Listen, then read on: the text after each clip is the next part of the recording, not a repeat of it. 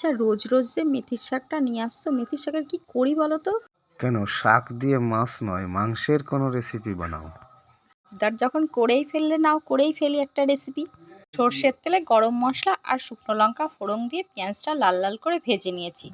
তা হতেই চিকেনটা দিয়ে দিয়েছি। চিকেনটা মিক্সিতে আমি একটু ঘুরিয়ে নিয়েছিলাম।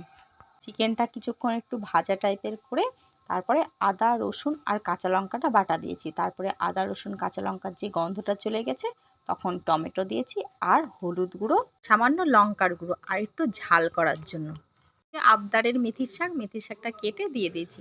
তারপরে সামান্য একটু জল দিয়ে ঢাকা দিয়েছি। লবণটা পেঁয়াজ ভাজার সময় যেটা দিয়েছি সেটাই পরিমাণ মতন দিয়েছি, তোমরা পরেও দিতে পারো। লবণটা কিন্তু অবশ্যই টেস্ট করে নেবে। তারপরে কাঁচা লঙ্কা দিলাম 3টে। এটা নামানোর সময় গরম মশলা দিয়েছি। দেখো, রেডি হলো চিকেন দিয়ে মেথি শাক। হ্যাঁ গো, তোমার ফেভারিট রেসিপি।